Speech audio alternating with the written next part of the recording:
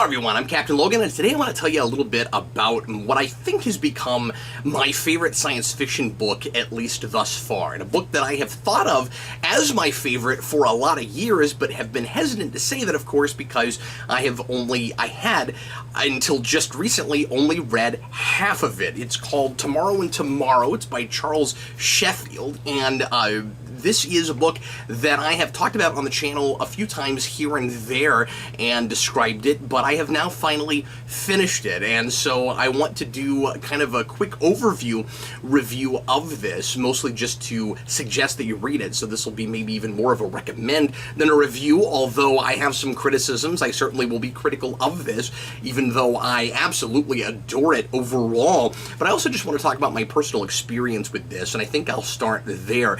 I discovered this book in 2003. My dad owned and ran several flea markets in a little town called Morrilton, Arkansas. He basically single-handedly revitalized its downtown down there, and unfortunately now it's kind of a ghost town again. But back then, Dad owned and operated 4 or 5 stores, and this was a book that I found in one of his booths, or in his bookstore. Dad at one time had, 20, 30,000 books that he had in a book and media store that he developed, and I was always looking through his science fiction section and finding really interesting things, and the books were always inexpensive, so for a couple of bucks, or maybe he just gave me this, I don't remember, but I got Tomorrow and Tomorrow, which I got on premise alone. Sounded really interesting. This was an author that I was not familiar with. I was not as well read in science fiction as I am now, although I still wouldn't consider myself super well read. I think at this point I had already read what was at that time my favorite science fiction book, and certainly my favorite classic science fiction book to this day, which is Arthur C. Clarke's Childhood's End, and I had read some Asimov and a lot of other stuff. This is, of course, a more modern science fiction book, and was really my first foray maybe into real hard science fiction. I had read a little bit in a sci-fi class that I had in high school just before that I took in junior or senior year, and this was probably the most hard sci-fi thing that I had read, at least cover to cover, or at least that I have read cover to cover now. Really interesting experience with this book. I thought it was a really cool idea to do what feels like such a super small premise that becomes the most grandiose thing it possibly can be, about a man who is losing his wife and who goes literally to the ends of the cosmos in order to spend the rest of his life with her. And I was really involved in that idea and loved this character, Drake Merlin. And I got halfway through the book, and it started to feel like it was a different book. And I mean, I was cooking through this. I mean, maybe a couple of days I read half this book. I got to page 200, 220, and suddenly it starts to look like it's going to be about this like intergalactic war, and that Drake Merlin is going to have to be the general for this war, and I'm like, this is not what I signed up for. And Drake suddenly didn't have as many people to talk to, and there wasn't as much dialogue, and it was driven by different things, and I really lost interest. And it was kind of hurting my feelings because I loved it so much, but I could not bring myself to finish it. So I just lost interest and stopped, even though I was so immersed in it initially. And always kind of regretted that, and so 3 years later, I decided to go back and try it again, and it had been long enough, I felt the need to start from the beginning, so I read all the way back up to where I had left off before, and I was like, this time for sure, and I felt exactly the same way about it. I was like, this is a different book now, I don't want to read this anymore, and I stopped. And the years went by, kind of like the years go by in this book, and although not the millions and then billions that, I mean, you see the end of the universe in this book, and I finally, this last year, decided, you know what, I can't I can't do this anymore. I have to know how this book ends. I'm going to finally do it. But I was always really trepidatious about even knowing what the ending of the book was, because I love it so much and I didn't want it to ruin my, my enjoyment of that and my memory of it. And at this point, I had romanticized this so hard that I was like, this book probably isn't even as good as it was in my head. I mean, almost half my life, I had half this book in my head. And it was this like really special, important thing to me, and a thing I couldn't share with anyone because this is somewhat of an obscure book, and I don't know anybody who's ever read it. And I bought it for Eric years ago, having still not read the ending, and I don't think he's gotten around to reading it either, so I don't know anybody that's ever read this book. And it became kind of the thing that Eric has with Firefly, where he will not finish that show because he doesn't like the idea of having all of it and it being over with as short as it was, so he's never watched the last episode. And I kind of had that with this, where I was like, I don't know if I ever want to finish this book. And finally, I just couldn't take it anymore. And I was like, I do not want to die having never finished this book. And so I did. And I was worried that when I got to that middle section, the same thing would happen. And it didn't this time. It plowed on. And lo and behold, it did not become a different book. That section is a little bit of a slog for me. But right after that, you discover that the book has never lost its focus, and it is still plowing ahead, and it's about all the things that it was always about. And getting to the end of this was really bittersweet to me, because it's over now, and I have all of it, and I know how it ends. And I am happy to report that it was a satisfying ending, and immensely satisfying, especially for how long I waited to finally finish it. I mean, like, between the second time and now, it was 13 years, and I finally started reading this again, which is somewhat poetic, I guess, considering what this book is about. So the premise of this is this composer, this musical composer named Drake Merlin, finds out that his wife is dying of an uncurable condition of some kind of medical condition, and there's absolutely nothing the doctors can do, and they're both relatively young. I think they're like in their 40s, and he cannot stand the idea of living the rest of his life without her. So he discovers a cryostasis place and decides that he's going to put her there before she dies. And it's, I can't remember if they have a conversation together and they decide to do this together. I think they do. And anyway, so he decides not only does he want to put her in cryostasis and make sure that she is preserved until sometime in the far-flung future we figure out a way to cure her, but also he's going to put himself in cryostasis even though he's perfectly healthy. And he has a friend/mentor who tries to talk him out of it and is not able to do that. And Drake is absolutely singularly minded and obsessed with this idea, to the point of almost not even feeling anymore about anything but the love for his wife. A really romantic notion. He goes to the absolute extreme in trying to make sure that they can spend the rest of their natural lives together, regardless of what time period that's in and how far in the future they might be resurrected. And so he does that, and this book is incredibly realistic about everything. Like I said, it is hard science fiction, which is really interesting with that premise because it sounds like a romance novel. It sounds like a potential character study even, and I certainly wouldn't call it that. I would say that this is a hard science fiction novel that is character-driven, but is, like a lot of Asimov stuff, as much or more interested in the big science fiction ideas than it is in the character work. So this is an interesting character and a guy that I absolutely sympathize with, but that is the foundation for exploring these big cosmic notions that Sheffield wants to look at before it's a character study. And the what if statement here is, because of course all science fiction has to have a what if statement, is what if somebody put themselves into cryostasis and basically saw the end of time. Like, what would happen if they managed to somehow become immortal, basically, and stick around until the end of the universe as we approached entropy. Is it a closed universe? Is it an open universe? Does the universe end, or does it continue on forever? This is a book about mortality. It's a book about the finite nature of things, or at least ask the question, are all things finite? Can anything actually last forever? And it's especially about the relative notion, especially relative to a human being, of time.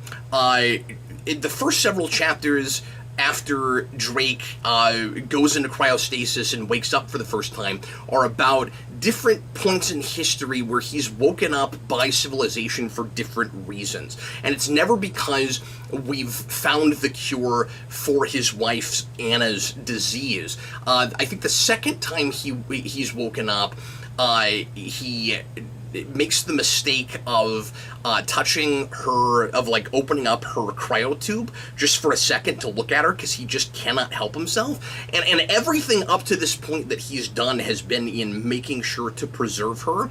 Again, he's completely singular-minded. It's the only thing that he cares about, and he doesn't let anything deter him at all. This is a book about a character who refuses to change, but also a character who is really flawed and makes a lot of mistakes because he is driven by this obsession, and he's trying to be as like totally logical and stoic about it as he can, but it comes from a sentimental place in the first place, and so he's not able to completely do that, and he can't help himself. She's right there, and he wants to see her. They're on like basically a space station on like the outer rim of the solar system, I think, and he cracks the tube open and just looks at her and closes it and thinks she's going to be okay, and finds out later that just doing that has already caused her to be brain dead, that you can't do anything to the tube at all, which I would have thought he would know, but also like it was a moment of weakness,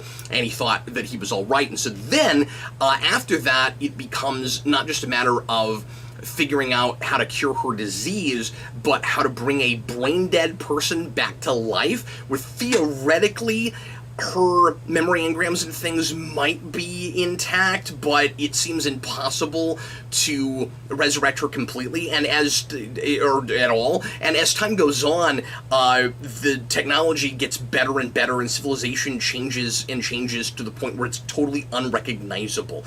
There's a lot of stuff in this that I think Sheffield gets right, and of course, unless we find a way to stop the aging process, or in my lifetime, or to copy a person's consciousness into a computer in my lifetime, I'm not going to live long enough to know if I'm right about that. But this changed my whole concept of the future and of time and of what civilization is likely to be like down the road. And it feels spot on in a lot of places, and it's a lot about how we would look at ourselves differently, and how our priorities would change if we were to become essentially immortal, or if we could live a whole lot longer than we do now.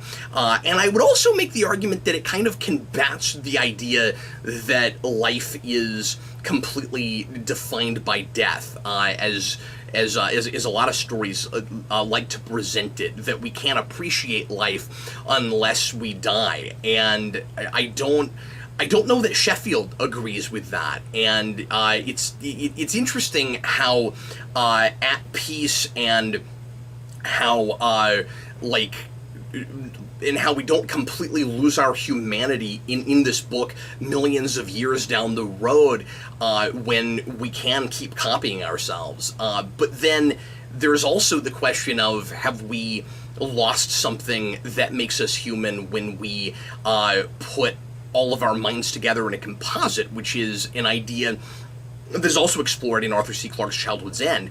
And this goes to that place, and eventually humanity becomes one big collective consciousness where there are the many disparate elements, but they also form one cosmic entity and are so completely at peace that they don't even understand the concept of war, which is the reason that in that center section that I just could not get past for 16 years, Drake is resurrected one more time and then stays resurrected for the rest of the book. It stops being about all the different times he's resurrected, and he sticks around as a computerized entity that can be put in different bodies, and he essentially becomes a godlike being at some point in this book. It's so cool how it starts from this really small, simple premise where we have a character who has a very clear motivation. He's got just the one thing he wants, and it never changes all the way through. It's just, I want to be with Anna. I want to spend the rest of my natural life with Anna. And then suddenly that definition changes of what natural life is. And so anyway, at some point we are all a composite entity, and we sweep across the galaxy, and I think even multiple galaxies, like across the universe, and humanity is all over, but we're not what we were, because we're not just flesh and blood creatures anymore, and we don't understand the notion of violence. And so they bring back Drake Merlin one more time because he is from a savage era where we had to fight to survive, and they understand the idea that it would take a savage mind, it would take a primitive mind in order to deal with this invading alien force that they don't understand, but they can't go as far as to even understand the notion of making weapons. So when they bring him back, he's like, I don't know what exactly I can do for you. I was a composer. Like, he's a master strategist in the sense that he developed enough money in the first place to do the cryogenic stasis thing by becoming a film composer and making a fortune being basically the next Danny Elfman, which I think is a really cool idea.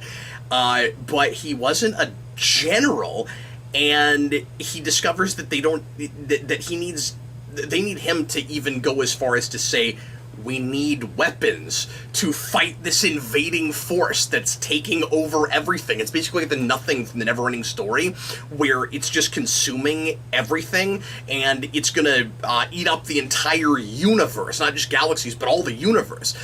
This does, of course, also deal with a multiverse, and so the solution eventually is to take these things called Kashuras, which are basically like stable wormholes that, or even like stable black holes, where you can take, where you can put like matter of the universe and send it to another universe. So matter can't be created or destroyed, but you can move it to another universe, and that's partially how he ends up dealing with that situation, but it ends up getting a lot more complicated than that. There's a lot of stuff that just kind of blows my mind in this. It's just so big, it's hard to get my mind around, but not so much that I don't know what's going on. It just kind of takes a minute where I'm like, these are notions I've not considered before, which was absolutely wonderful. This was written in 1997, so in the grand scheme of things, relatively recent, but old enough that there are a couple of ideas here that I think would be handled differently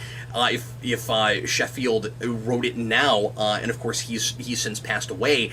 And the big one has to do with the gene that causes aging, because this acts like nobody understands why exactly it is that people age, which I don't think is the case anymore. I've not looked deeply into this, but I remember reading an article at one point that suggested that we actually could slow down or stop the aging process because we know what causes it now. We just don't know exactly how to slow it down without like messing up our bodies. I'm not talking about a thing I know anything about. I read that a long time ago, but it does. I do think that we probably have more research in that field than Sheffield did at the time, which is crazy because it's only been 20 years.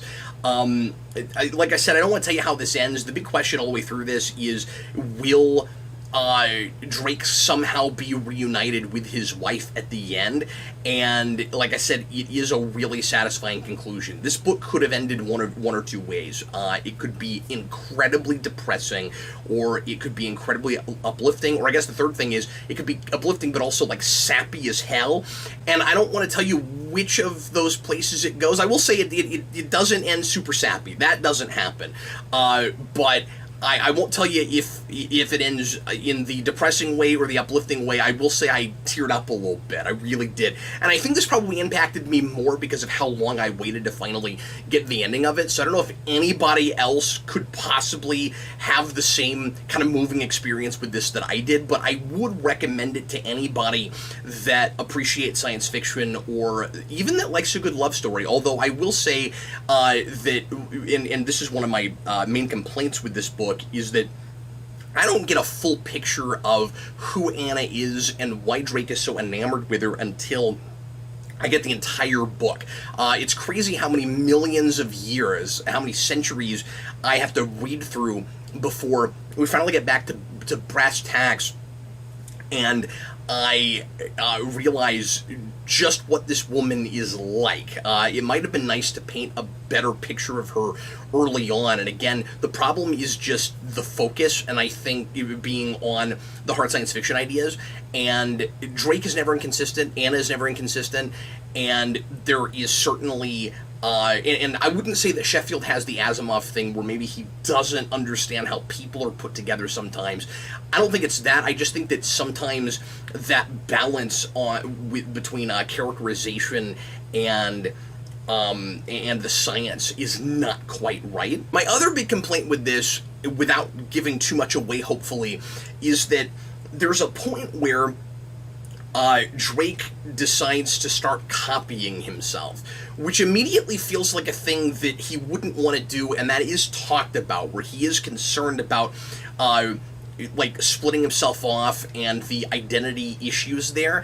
But I wish we explored the identity stuff more with this, because every Drake where he copies them and he puts them on a lot of different planets, and there end up being like thousands of Drakes all over the universe, which is a really cool idea and part of what makes him become kind of godlike.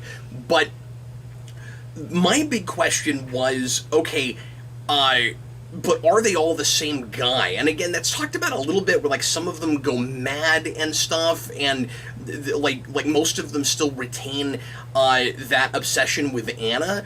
But I wish it went farther, because I think a lot of those people would become completely different characters, kind of like Riker in Second Chances in Star Trek The Next Generation, where if you had a totally different experience, even if you lived your life up to a certain point than the original version of yourself, wouldn't you move on and become a different person and have different interests and care about different things? And or maybe even sometimes care about the same things that you did earlier in life that the original wouldn't now. And the big issue I've got with that is, wouldn't all of the other Drakes be upset that only one of them is going to be able to be with Anna at the end, if indeed she's able to be put back together with Drake? Because I didn't mention this earlier, but the idea after she's brain dead is, once we get to the point of entropy, all things are possible, potentially, and so he may be able to get her back just by getting to the end of the universe, which is a crazy notion that I am still having a difficult time getting my mind around, but Sheffield presents the science in the back of the book to back it up, which is really interesting and crazy, because it sounds like a wacky fantasy idea until you read about it. And I would think that all of those other Drakes would immediately change and maybe be bitter because they're not gonna be with Anna. I mean, maybe the idea would be, as long as one of us is, that's all that matters. And it's as much about her getting to live out her life as it is being with her, but like their living together is a big part of it, because they loved each other so much, and it was such a perfect partnership that he knows that she would be unhappy without him. So that was a big question I had, and we interestingly, it's always from the same character's perspective, Drake, but there are multiple Drakes at some point. So sometimes we jump to different ones. We only do it 2 or 3 times, but you don't always know that you're doing that until until the curtain is lifted and you realize what the status quo is, and you're like, oh, this is a different Drake. Anyway, this is a fascinating book. This is a really romantic book. It made me think about all kinds of stuff. It changed my perception of time in a way. And like as you're reading this, millions of years feel like a lot, of course, until you start to look at things from Drake's perspective after he's spent a lot of time not just in storage, but consciously going through billions of years, and then the book puts an end date on the universe, and in this, it's like 70-something billion years, and we get to the halfway point, and suddenly the human lifespan feels so insanely short, and it makes you feel so insignificant reading this book, and it makes you just, or at least it made me feel like we are still at such a primitive state of humanity, and that maybe someday human beings will not just increase their lifespan, but will be put into something akin to electronic storage. And then the question always, of course, is, well, if you copy your mind into a computer, are you still that person? But saving that, and this book doesn't really get into that, I wish it talked about that more, but saving that notion, let's just say for the sake of argument that you don't lose anything that makes you human, you do retain your individuality and your humanity if you're put in electronic storage, if that just becomes the norm and the way human beings survive, we're going to look back on the centuries and feel really, really bad about all the people that died that wouldn't have to if only we'd had that technology and understood that. But then there's also that question of a composite, and whether or not, whether it's a scary idea, or the argument could be made that it could be a good idea and could lead to a more peaceful civilization if we were all put together in one collective consciousness. But then, at what point do you become the Borg, or does that not happen? It's fascinating stuff to think about. This made me really hope that some of that we figure out some of that in my lifetime, but it's also a scary thought that could happen in my lifetime. Anyway, I hope some of you guys will pick this up and read this. It's on Amazon from some separate sellers. I don't know how difficult and inexpensive it is to get your hands on this right now, but if you can find a copy, take a look. Thanks a lot, everybody. Hope you enjoyed this video, and I'll see you again soon. Bye, everybody.